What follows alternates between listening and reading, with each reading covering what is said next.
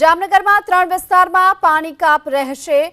આગામી દિવસોમાં પાણી કાપ રહેશે આ પ્રકારની હાલ સૂચના આપી દેવામાં આવી છે। નવાગામ, ખેડ, બેડી, સોલેરિયમ ઝોન વિસ્તારમાં પાણી કાપ રહેશે। આજે અને આવતીકાલે એટલે કે 2 દિવસ સુધી આ 3 વિસ્તારોમાં પાણી નહીં મળે। નર્મદાની પાઇપલાઇન અને વાલ્વના સમારકામને લઈને આ નિર્ણય કરવામાં આવ્યો છે।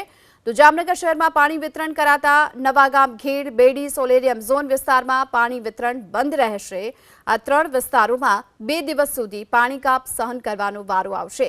એક તો ઉનાળો છે ને એમાં પણ આ પાણી કાપ સહન કરવાનો વારો જામનગરના લોકોને આવ્યો છે, કારણ કે નર્મદાની પાઇપલાઇનની સાથે વાલ્વના સમારકામને કામગીરી થઈ રહી છે અને તેને જોતા 2 દિવસ સુધી આ 3 વિસ્તારોમાં પાણી નહીં મળે।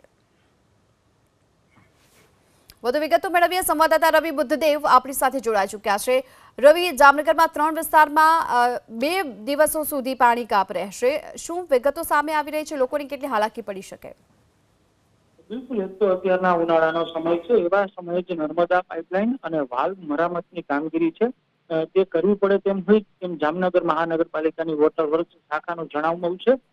તેને લઈને આજે શહેરના 3 ESR, જેમાં નવાગામ, ખેડ, બેડી અને સોલેરિયમ, આ 3 ESR હેઠળ આવતા જે વિસ્તારો છે તે વિસ્તારોમાં આજે પાણી વિતરણ છે તે આ વાલ્વ મરામતની કામગીરી છે તેને લઈ નહીં થઈ શકે તો જામનગર મહાનગરપાલિકા દ્વારા જાહેર કરવામાં આવ્યું છે। આભાર આપનો આ સમગ્ર માહિતી બદલ। તો જામનગર કોર્પોરેશને આ 3 વિસ્તારોમાં 2 દિવસ પાણી નહીં મળે એ પ્રકારની હાલ તો જાહેરાત કરી છે, કારણ કે નર્મદા પાઇપલાઇનમાં સમારકામની કામગીરી કરવામાં આવી રહી છે।